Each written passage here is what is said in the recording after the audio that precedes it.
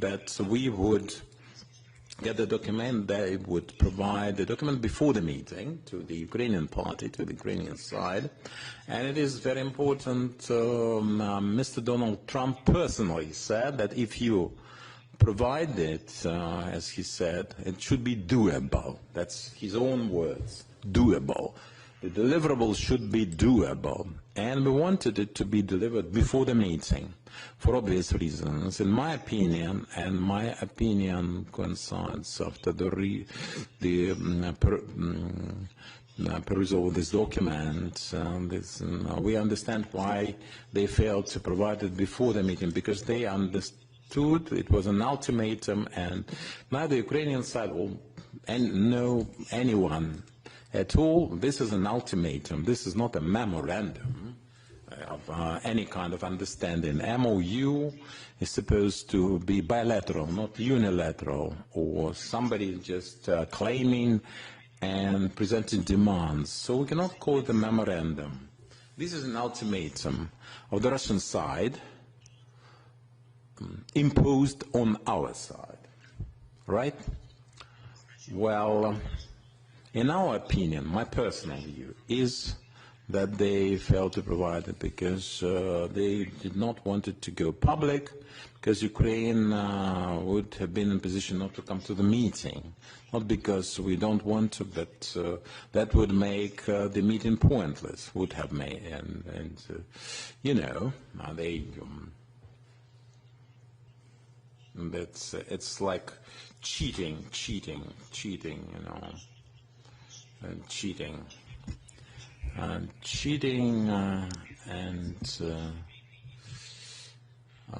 this is con artistry. And in order to demonstrate to the United States of America that this is constructive, their stance is in order to postpone, and that depends on President Trump, to postpone the sanctions or not. All this theater, all of this front to give us 1,000 people, to have Ukraine coming, there's no list. It's not constructive at all, like the first time. Why this ultimatum? Well, let me conclude my thought. If it is about an exchange, we've heard exchanges before. It's about more people. It's numerous, but I think that Istanbul 1 is no different from Istanbul 2, the same ultimatum and the same demands they voiced back then. Now it is on paper. It's in writing. The same thing in writing. So this is not doable by any means. So they're postponing as much as they can the sanctions, because they're afraid of the sanctions in question, and exchanges can be done through leaders, group leads, by phone, and 500, 300, 1,000, 3,000, it can be done. This is technical for the teams involved, regardless, because everyone wants to exchange. They have, perhaps they don't care, but people couldn't care less, but there are some families who would like to bring their loved ones back. This is not any kind of concession. This is not a favor they're doing us. This is the military exchange for the military. That was just a demonstration of diplomacy. Why we keep calling it an ultimatum? I would like to refer you to the language of this document. You had it. Well, number one, it is in Russian. We provided this document in the Ukrainian and the English version. I have the Russian original. International recognition of the Crimea, Luhansk, Donetsk, People's Republic of Zaporizhia, and Kherson Oblast, and withdrawal of the armed forces from the said regions and recognition of them as part of the Russia. This is really an ultimatum. This is against the UN Charter, clearly. It's against any kind of reason and Constitution of Ukraine to boot. And they are aware of that, and this is the best prize, the biggest prize for Putin for starting the war. This is his reward. And Putin said to Trump that promised to make it doable, but this is not doable. Even they want it, it's a wish list, but this is not doable by any means. Now the second point is Ukraine's neutrality. Ukraine's neutrality and its refusal to join any military unions, alliances, coalitions, and prohibition of any kind of military activities of the third countries, the territory, military bases, military infrastructure. So, well, 2014, when Putin and took the Crimean part of the Donbass, the Ukrainian Donbass, and that was the unaligned status affair. This is not doable, and this goes against any kind of logic. They started their invasion when we had the non-aligned status effective. Nothing to discuss. So he wants this to use, by all means, to use occupation of our country. Now about NATO. Why? Well, we presented a document for discussion. It says that it is in the Constitution. This is the issue. It depends on the allies. It depends on all NATO members. That's their goodwill, whether to engage. And they need unity for that, as we know, to invite Ukraine to join NATO, and by the by, not to invite us, to refuse to. They need unity to turn us down. This issue can be raised, but to see no future for Ukraine in the alliance, they need unanimous voting in favor of this option. This is very important, mind you. Now, the third point, the third item, so refusal to conclude any international agreements. This is just cutting on our sovereignty. Any kind of state, Ukraine is not an exception, it's a sovereign state. And this is violation on Vienna Convention on the right of 1969, the right to conclude the international agreements. The document was drafted and prepared of the low-level functionaries, and the team from the Russian side participating in this dialogue with Ukraine is not of the right level. They are not just not decision maker. They have no knowledgeability, no expertise as regards the international law and the Ukrainian legislation. There's no expertise enough. It's insufficient. And then again, when they ask us to leave any kind of alliances, I commented on the alliances. Russia, that is now in the collective security organization of states, so the KAB, and they should leave it. And they have some alliances with Iran and North Korea, so it is very strange indeed. It's again an ultimatum. I will not discussing all the items here. The neutral and nuke-free status of Ukraine, nuclear weapons-free, prohibition of transit, placement, and actual engagement of this weapon. This is spamming. This is spamming. This is just to make believe.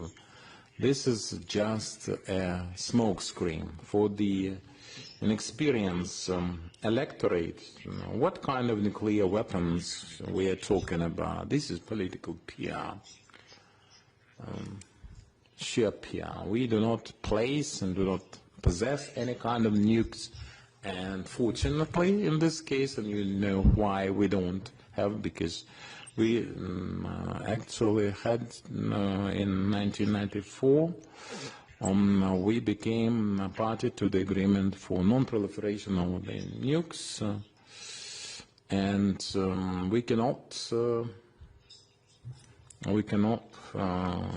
deal in nukes, and the status is known, that of Ukrainians. They should stop proliferation covering the territory of Belarus with their nukes. But this is clear, this part is clear. Now about the armed forces of Ukraine, and our some kind of formations, military, and disbanding of the nationalist formations and the private military companies. We have no private military companies to speak of in the Ukrainian armed forces. Azov is the National Guard, part of the National Guard. And if they discuss private armies, we have no private armies, we cannot have them. It is not allowed by the legislation, but that gives me some feed for thoughts. And they have the Wagner-like groups, and they recognize that they have such private military companies operating Wagner notoriously, but now they recognize that they have them. And well, I'm not discussing all the items, specifically the Russian language. We have the official language, it's Ukrainian, and they stay concerned with the Russian-speaking population. It looks very strange because they have destroyed and keep destroying en masse the regions where the majority of people used to speak Russian or Russian and Ukrainian in parallel. So this and bloody ultimatum, and that is what I see here, concluding. They are prepared for the exchange because they need the exchanges. We are prepared to exchange, but we cannot continue any diplomatic contacts at the level that is not decision-making at all. I think is pointless. It's my opinion. In my view, the exchanges are ongoing and should be ongoing. The Russians are not ready to arrange for any ceasefire. They cannot make such decisions. They are not empowered. It's for the leaders to decide. That's how they presented it to us. That's a different level of decision-making. All right. And my proposal is, we suggest, and I think our partners can support us now, we suggest to the Russians to have ceasefire before the leaders' meeting, till the time of the leaders' meeting. So we are prepared to have this meeting to avoid any kind of speculations and insinuations. It's up to Russians, Istanbul, Vatican, Switzerland, any venue. From Monday on, any day. Why ceasefire till that meeting, a leaders' meeting? Because we'll have a meeting if we don't fail to reach any kind of understanding. There's no desire, will to de-escalate. There's no vision of concluding that. We can do that on the same day and conclude. That's the Russian unilaterally. You do that. We'll leave it to them. If we can continue talks, the dialogue, and are prepared to make the de-escalating steps, well, then we will. Ceasefire with American monitoring, the U.S. Safeguards of mediation. And if they do not want a long ceasefire, we can have a meeting any day, starting from tomorrow, and can have arranged. I'm available for the meeting. 1, 2, or 3 days, the ceasefire they wanted the Easter, the great victory is there on the 9th of May, and they can all arrange for this win-win with the ceasefire. However, alone. President Trump would support it, and President Erdogan would like to have this four sides. Him, Donald Trump, myself, and Putin. We are ready for this meeting any day. Well, that's it from me. Dear colleagues, first about the items covered. So put your questions, but first introduce yourselves. Natalia Kushnib, ABC News. Mr. Zelensky, having read this memorandum, this is an extended version of 2022 without the denazification and the militarization. There's a notion, but essentially there. So what's the difference between the two versions? I don't see any, almost none. I can see that there are certain changes in the language for the ultimatums in question. And basically the essence, the gist, the spirit are the same. There are some additional spheres, edits where they would like to physically, they wanted to destroy the leadership originally. Now it's about electoral processes, but I don't see any change essentially. Some changes in approaches. Why? There's less this insufficient pressure on the Russian party. Some operations make the rhetoric of the United States more vigorous because they said that we had no cards on our hand. Now it is a bit softer. It's a bit mitigated. I'm being cautious about this. Our team is in the States right now. And the atmosphere has changed.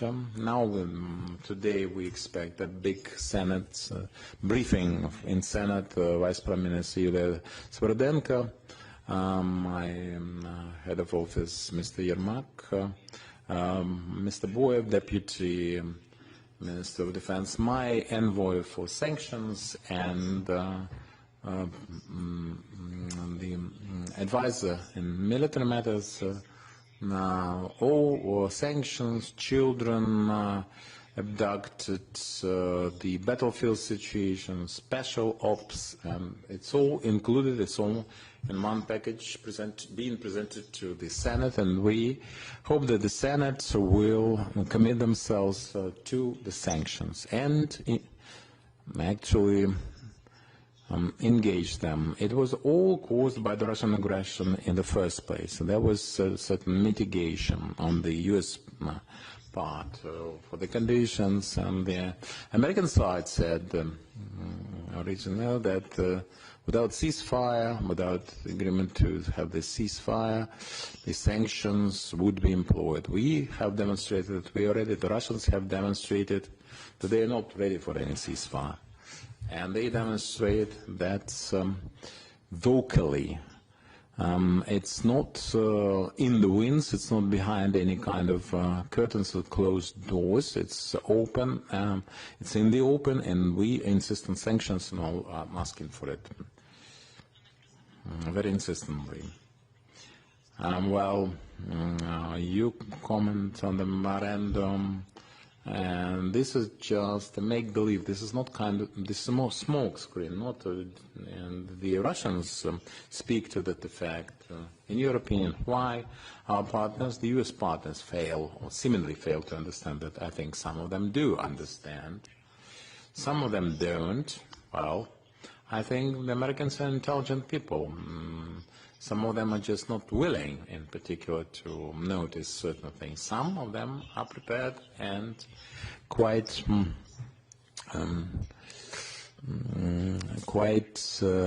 decisive in that realization. For the political compromises, I understand that some people would like to work on a soft pause and not to shut any doors for the opportunities. But Russia is is a house with too many doors. Why should they have so many doors? And Ukrainians, who never attacked anyone, have just one door, a narrow one. Well, and we would like to for everyone to see, well, the more and more people in the United States, I mean the leadership, more and more people can see what Russians really want. They want to keep procrastinating, postponing with the make-believe diplomacy without any serious solutions and decisions, just to postpone the sanctions, suspend the sanctions, and keep advancing, occupying the Ukrainian territories. That's what they want. Yes, please. BBS.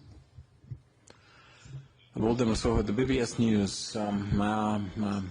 President, you mentioned that your team is now in Washington, D.C. They've had some meetings with Mr. Rubio, Mr. Kellogg, Witkoff, senators today. They're making a big briefing. But we understand that the Senate, they're already 80% ready and have enough votes to impose the sanction, but there's no political will on the part of the President Trump. So how can this briefing actually help this situation? Perhaps you are in contact with the President for the sanctions to be promoted and supported. And you said that you suggest ceasefire with U.S. monitoring and mediation. Can you elaborate on that? Well, first of all my talks with President Trump are public. One way or another, some of the meetings are not public in certain aspects and certain points, but we are always meeting openly. Now talking about the other levels of U.S. management, let's say. Some of the discussions are not public. There are plenty of them, quite enough, and they all are supposed to bear fruit before they are made public. This is my second point. About the sanctions, we understand that the Senate is ready for that, and we heard yesterday not just the senators, but Congress people and the Speaker, Mike Johnson. I had no meeting with him, but that's his stand, his position, and I'm happy to see that. But the President Trump is supposed to be ready. And his latest signals were about giving them another chance, the Russians another chance. But for us it's important that the Russians promised him to deliver a doable document. It is not doable. It's not my political will, my political agenda, which is a very important point in its world. I'm not difficult. I'm not easy, but there's the legislation I cannot actually bend. This is not about advocacy. This is not an advocacy campaign or lobbyism. This is the international law, the Constitution of Ukraine. So we have what we have. We have this legislative foundation. That's why it is important for us to be consistent in our steps, all of us. I am in favor on consistency suggested by the U.S. side. Ceasefire or sanctions. That's the dilemma. We didn't want any sanctions against us, so we choose ceasefire. The Russians don't care, I suppose. So then, sanctions for them.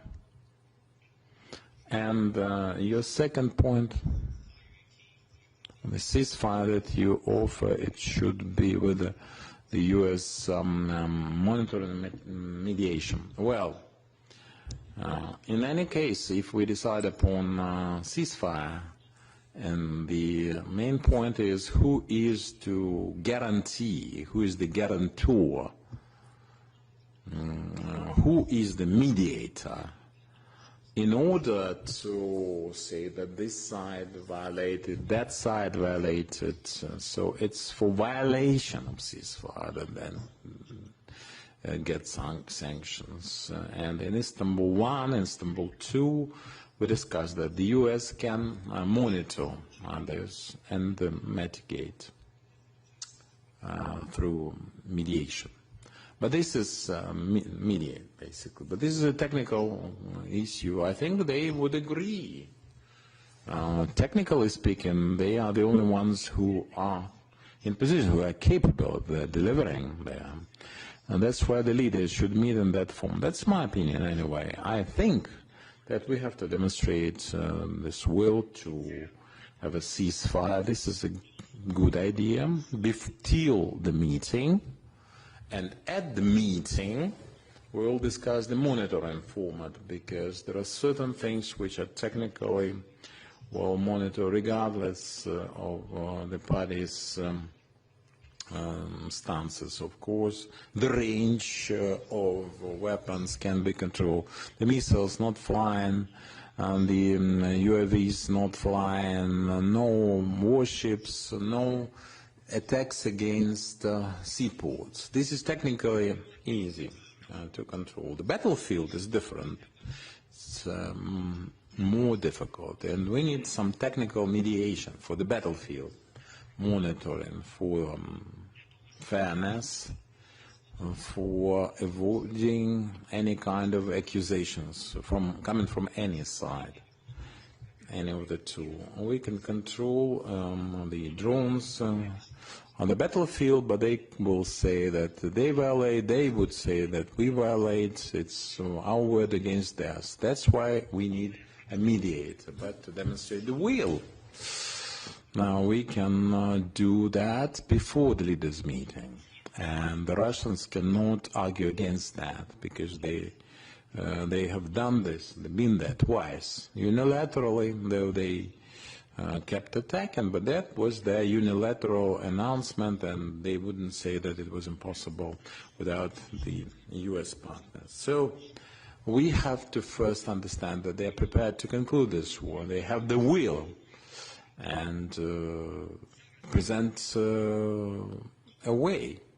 So we think that we should cease fire before the leaders' meeting, unconditionally, because we are ready. Tomorrow, Istanbul, Switzerland, Vatican, tomorrow, day after tomorrow, at the end of the week, at the beginning of the week, any day, we are open, but people should understand that the peoples, the European nations, Ukraine, and all the world, we have the chance for the world, for peace, and the parties have arranged a temporary ceasefire before the meeting. That's the proposal. That's the precedent, basically. And we could do without it if people in Istanbul on the Russian side are constructed. But they are not. Suspilne, public broadcaster, about the memorandum, are there any items that Ukraine can consider as a draft? And you said that that memorandum, should we had we received it earlier, we wouldn't have had to go. Well, the Ukrainian side said there's nothing on the table. This is the ultimatum. But otherwise, there's no proposal for the escalation. So my question is this. If you have meetings for the delegations, does it mean that Istanbul 3 will never ensue? If we want to be substantive, I describe the format, not the ultimatum we have on the table. It's not about the items in this document. It's not just about some items that we disagree with. I can go one by one through the list. It's not about some of them being doable. The whole spirit of this document is that of an ultimatum. We have to change the spirit, and then we can do it differently with some aspects about people, about territories, about the escalation, ceasefire, and so forth. But if you don't want to do it, you produce this language. Well, if you want to be liked by the very radical part of your society, I'm talking about the Russians, of course. If you want to be liked by them, give them this kind of language, and then promulgate it through TASS or whatever agency. But I'm not sure whether that can satisfy the radicals in the Russian society. They just want to destroy all Ukrainians with the nukes and then get to Europe. They are open, that children, you heard them talking about the children. I cannot even quote them. The European women, that's their position. About territories, it's their position. Ukraine, that's their stance. Will go till Berlin. Well, you know this narrative. It's sad to see it, to see that kind of approach. Another short question about the land force commander. Have you identified the candidate? No, not yet. New York Times. Thanks. I just want to be clear. You're proposing today that you have a ceasefire and then a leaders meeting, but I assume you would take a leaders meeting without a ceasefire. And then, just real briefly, you know, you've laid out here how far apart you are. What makes you think at a leaders meeting anything would be different?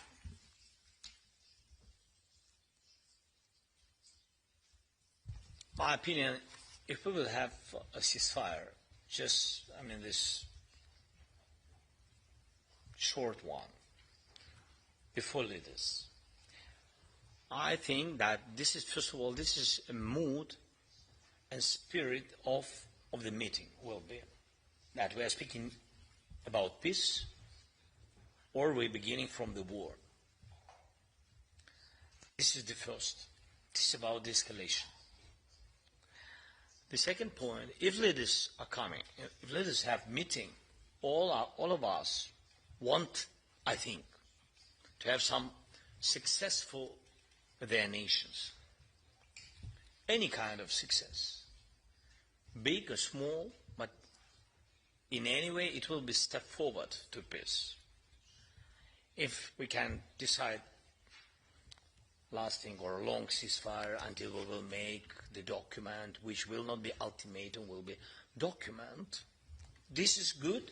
It's not, something what we dream each day, yes, about, but it's a big step to peace.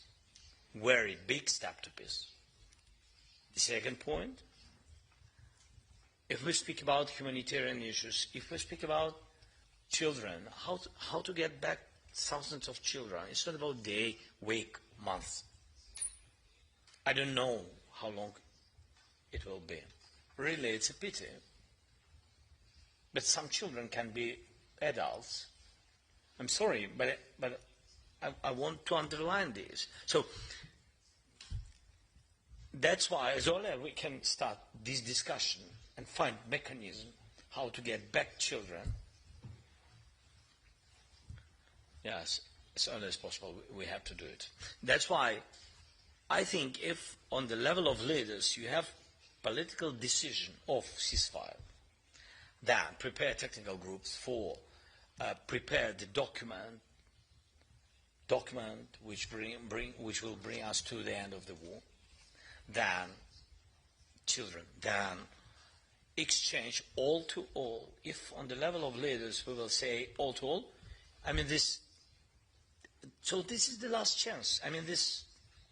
Nobody else will decide, and nobody can say I need consultations with other guys or something. No, on the level of leader we decide. It's mean that we can have some success, even some success, and I think this is possible. Of course, if United States will stay strong, and if Russia will be ready for some steps to peace. I'm not, because they are not ready for peace. I think so. But I shared it in September with President Trump He's not yet president-elected, but I shared with him, I think that Putin personally doesn't want any kind of peace, only ultimatum and only full occupation of Ukraine, Belarus, Moldova,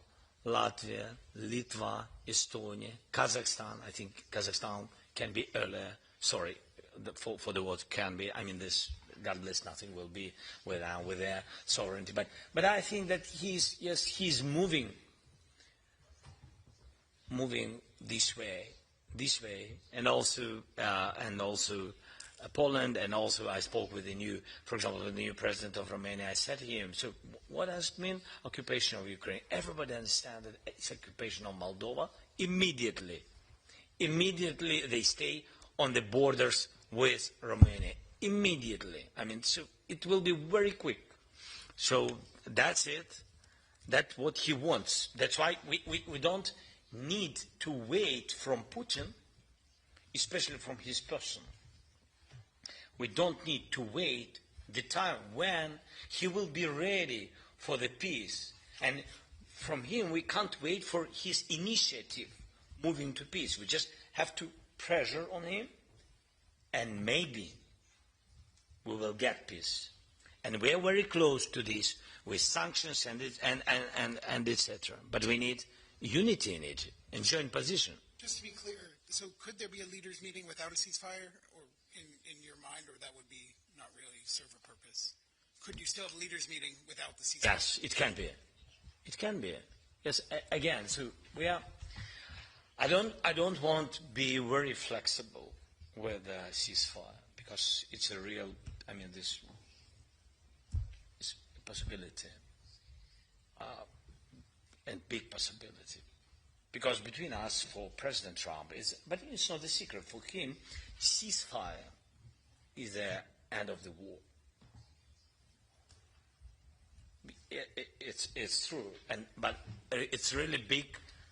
It's a really big step to the end of the war. I think so. With Russians, I think so. But even if there is no ceasefire, I mean, if your question is directly, are you ready for the meeting on the level of leaders before ceasefire? So if I will tell you not, it means that, I mean, so Russians immediately will say, so you see they don't want, I mean, that's why I don't play this game, let's think about it, or I will think, and a little bit later, and etc. No, if they're not ready for ceasefire, but ready just for meeting on the level of leaders, okay? But my position is better to have ceasefire before. It's a spirit, as I said, it's a moving to peace. It's a topic of our meeting, how to continue such ceasefire and other de-escalation steps, or not to continue. ICTV. Христина Гавриш, телеканал ICTV. Christina Havrish, ICTV President. We haven't seen any public response to the web operations from Donald Trump. Perhaps it has been made public, but Keith Kellogg said that was Ukraine's raising risks in this war. Can you comment on this? It is very difficult for me to comment on Donald Trump's position, President Trump's position. We haven't heard his position, but we have heard from some people, let's say, from his close circle. I think that's their shared position. Well, it's my guess anyway. So the United States, we're still hopeful, and we will hear from them. We know that it is absolutely just and fair. We never targeted any civil infrastructure and children like the Russians do. Nothing of the kind, right? And we have done things just and fair for the intelligence services of any countries, all the jurisdictions, serious in this business to say that this is the highest level imaginable for such an operation, special operation. With your permission, another question about Sumy region. We can see some intensive developments with the Russians. They will do that. They will keep trying. There's nothing new there, no surprise at all. The military know what to do about it, and they are doing their thing as much as one can expect. They're doing their best, but which direction or offensive they will choose, we can't know, but our guess is Sumy. But also the east, Zaporizhzhia, Kharkiv, right, that it's all Sumy now. That was the idea. It's not a new operation. This is another wave of attack and advancement. They have no success. There are some developments, but there's this gray area, or a gray war zone. You know that some settlements are devastated, not overnight. It's a lengthy process, but they're doing that. The war attrition, they are doing that, and we know about that and trying to oppose. So they wanted to make a bigger operation, have a bigger scope. They want to occupy Sumy, Kharkiv regions. That's their wish. First, they decide to attack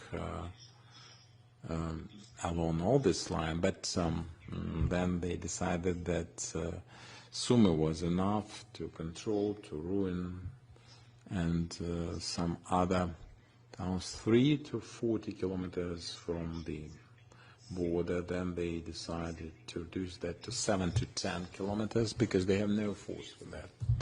Well, just take my word for it. There are no good reasons. They're just not capable. They have no capabilities and capacity. That's the only impediment.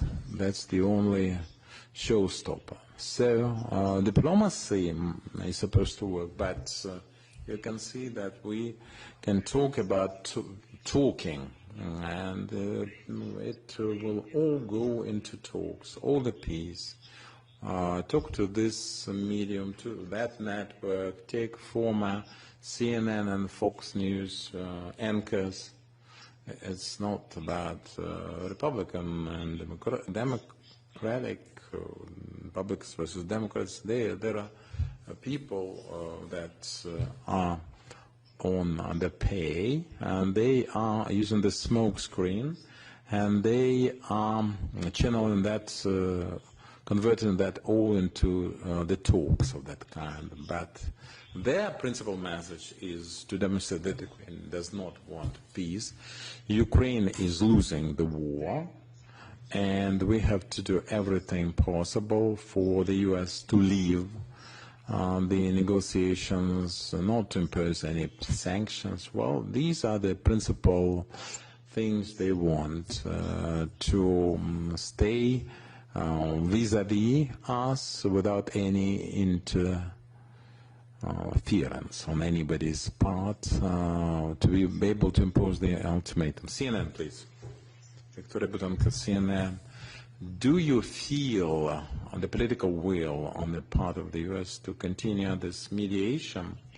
And just how much political will can we have in Russia, or expect in Russia, for the U.S. to stay in this mediator's seat?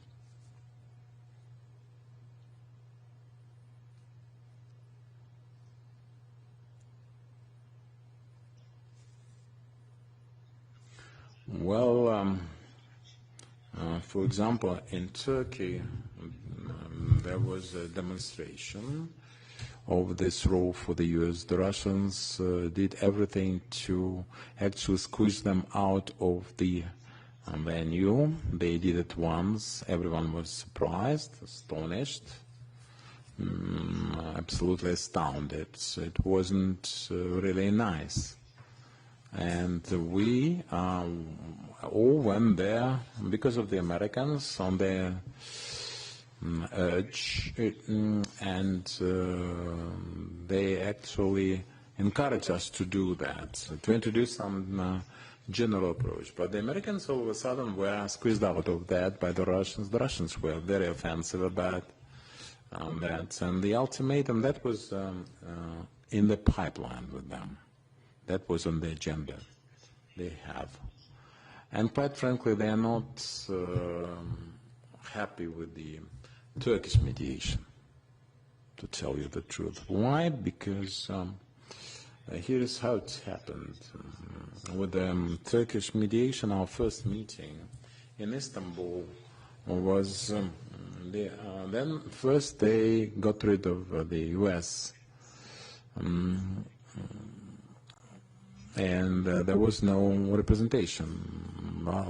If you compare the level of representation that time and this time, nobody.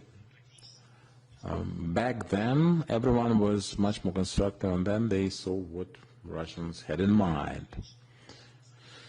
Then Turkey gave the floor to the Russians in Istanbul. That is important. Why? I have no claims against that. I don't blame the Turkish side, but we have to understand the story. The Russians, well, were given the background information, going back to Peter the Great of theirs, well, trying to win the time, and then say, well, we have the talks, we have the exchange, all right, we've done that. The second time,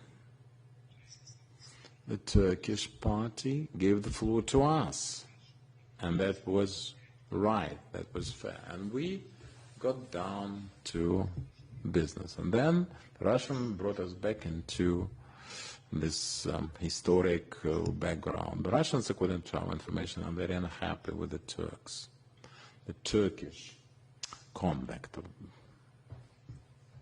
in that situation, you see. That's because they feel like gods. We've had almost an hour, 3 questions, you and Bloomberg. Katerina Denisovan, Kyiv independent. At which stage, President, you have talks with the U.S. for procurement of the U.S. weapon systems, and how can this mechanism become doable and workable? The agenda of our team's meeting with the U.S. team today and yesterday, for that matter, was as follows, is as follows. The mineral deal situation, this progress report, and we understand that this is a positive thing, and from the U.S. side, and there will be this meeting with the Vice Prime Minister. Sverdenko will have a meeting with the Secretary Bessent on this free trade agreement between Ukraine and the U.S. She will present all our suggestions for the mineral deal to Secretary Bessent, and for the free trade agreement as well. The second item on the agenda, there are 2 agreements as the first item, the mineral deal and the free trade. Deputy Minister Boev of Defense and Police, they will together present this agreement that I'm discussing with the Europeans for potential funding to be provided, because it's a serious one. And we'll know what we can achieve after that meeting. The 2 items. The third item is very important. It's about sanctions, because some sanctions are active, some are not active, and this should be presented to the Senate, and we should present this impact report for their proposals. And then there's another important thing, and we demonstrate the Lindsey and Graham from the Senate, the sanction package, and Ursula and the von der Leyen and the European leaders. This is a twofold package, and it's important from both sides. And, well, these are the principal things.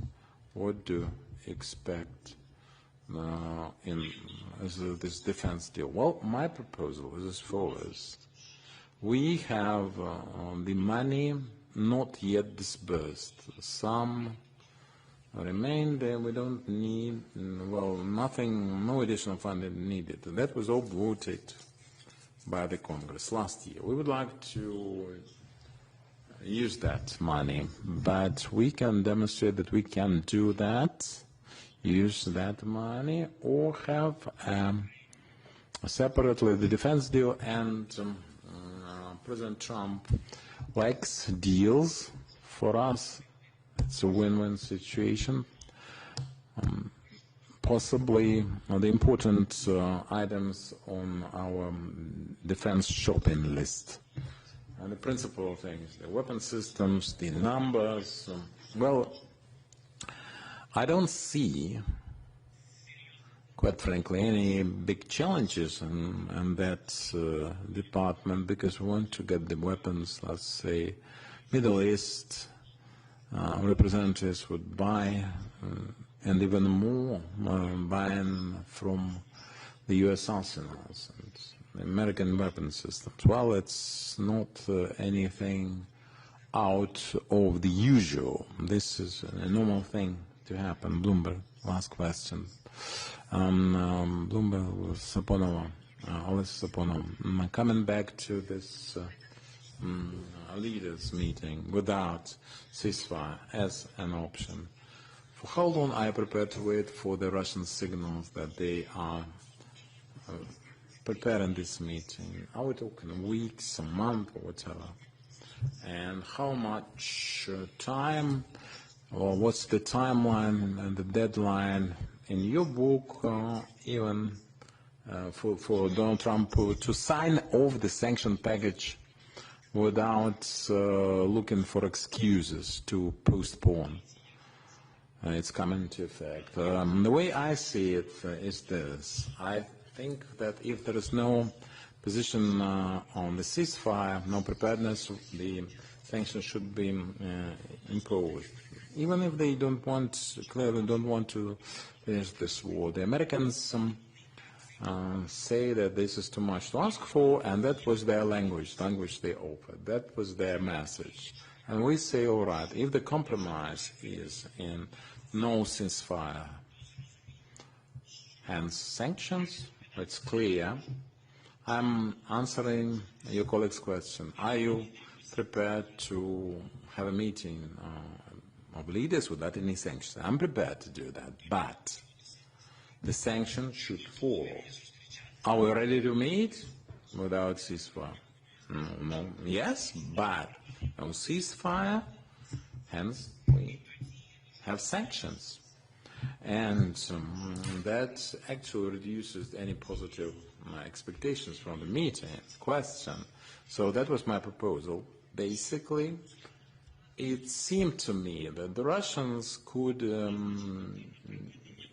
demonstrate now ceasefire. We don't know how much time should elapse, but that is a window of opportunity potentially for, well, some other reasons to postpone the sanctions. Perhaps I'm trying to help all the parties involved as much as they can, but, well, there will be some logic in it. In that case, if they have no ceasefire, no sanctions fall, there won't be any logic in this case. So I'm trying to look, in my mind, for some reasons for their format to somehow this. But for how long I am prepared to wait? I'm very patient. I'm ready to wait for as much as it takes. What else can we do? Ceasefire could have happened before the operation in question, but no operation would then have followed. That And that does not mean that we, in parallel, we're not doing anything but just sitting on our hands. We are waiting, but we are working on ceasefire. Yes, ceasefire is ceasefire. How else can we interpret this? Well, we do not, we are not weighing with you the legs and dislikes that we have. We have to opt for some rules. I think if the rules are the same for everyone, they should be the same. Violation is a different matter. If they violate, we can also do the same. How they do it and how we do it, it depends on what we have in we haven't violated anything. I think we have not yet violated anything. Nothing. We have to thank President for his time now.